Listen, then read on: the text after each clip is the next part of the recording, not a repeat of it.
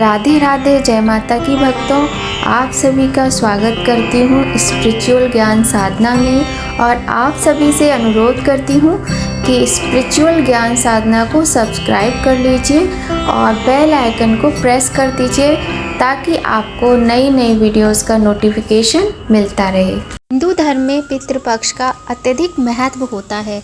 पितृदोष निवारण पूजा, पितरों की तृप्ति के लिए उनका श्राद्ध तर्पण इत्यादि एवं पितृदोष मुक्ति के उपाय, पूरे 16 दिन का जो पितृपक्ष आता है हिंदू धर्म में, इसका इन सभी कार्यों के लिए विशेष महत्व होता है। जय माता की, राधे राधे। कैसे हैं आप सभी लोग?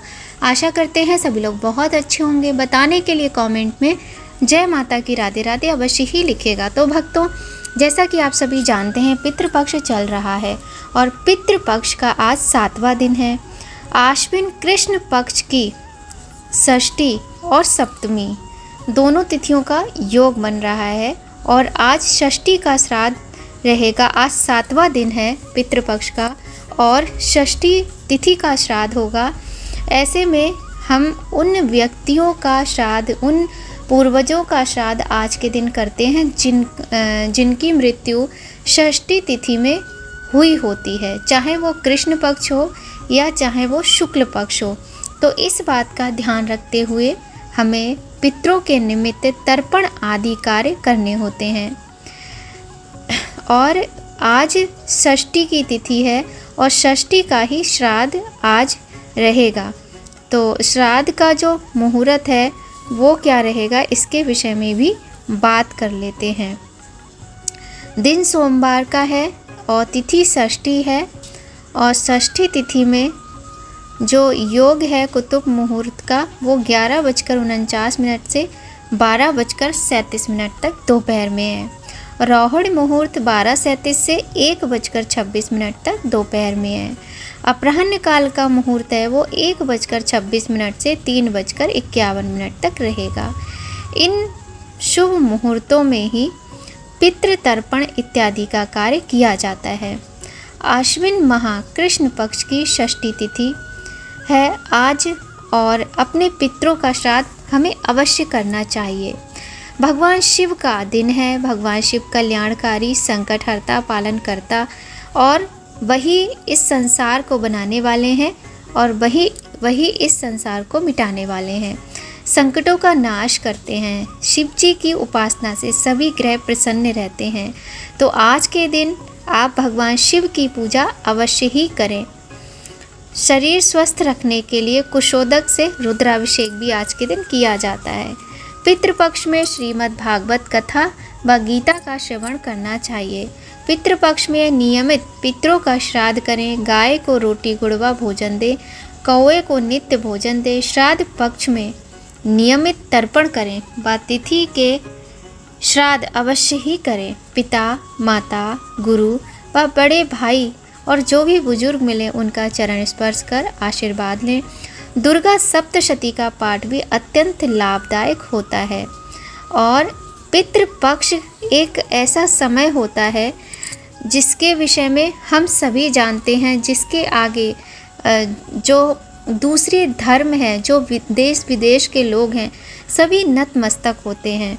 पितृपक्ष का हिंदू धर्म में जितना महत्व होता है, जिस तरीके से हमारे अपनों के जाने के बाद हम पितृपक्ष में उनके निमित्त जो तर्पण आदि कार्य करते हैं और जिस तरीके से पितृदोष मुक्ति के उपाय किए जाते हैं, 16 दिनों तक ब्राह्मणों को भोजन कराना, गरीबों को भोजन कराना, असहाय लोगों की मदद करना, दान पुण्य करना, चींटी, कौवा, कुत्ता इत्यादि को भोजन कराना, ये जो सारे कार्य हम करते हैं पितृपक्ष में, इनका बहुत अधिक विशेष महत्व होता है और जीवन से अनेक कष्ट दूर होते हैं।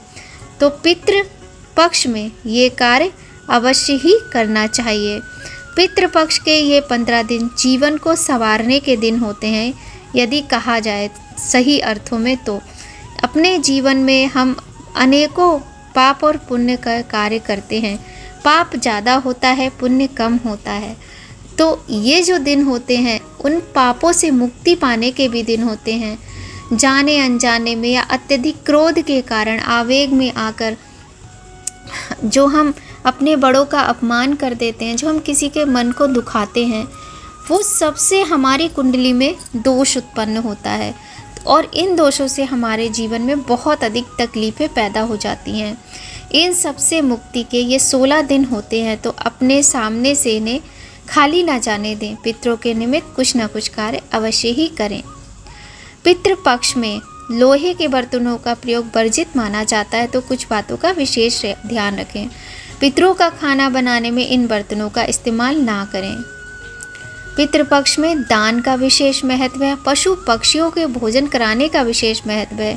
पितरों के द्वारा किए गए कार्य को याद कर उनका आभार प्रकट करना चाहिए। श्राद्ध के भोजन में खीर पूरी अनिवार्य होती है। जौ, मटर और सरसों का प्रयोग ना करें। पितरों को प्रसन्न करने के लिए तरह तरह के पकवान बनाए जाते हैं, लेकिन इनमें से जो सबसे ज़्यादा ज़रूरी हैं वो गंगा जल, दूध, शहद, कुश और तिल आदि हैं। किंतु यहाँ पर आप ये भी जान लीजिए कि गाय के दूध का प्रयोग ही किया जाता है। भैंस के दूध का प्रयोग खीर आदि बनाने में नहीं किया जाता है। तो जानकारी अगर आपको थोड़ी भी अच्छी लगे तो वीडियो को लाइक अवश्य कर दीजिएगा और शेयर भी कर दीजिएगा। मिलते हैं आपसे बहुत जल्द। आज की वीडियो का यहीं पर एंड करते हैं, अपनी वाणी को यहीं पर विराम देते हैं। जय माता की, राधे राधे।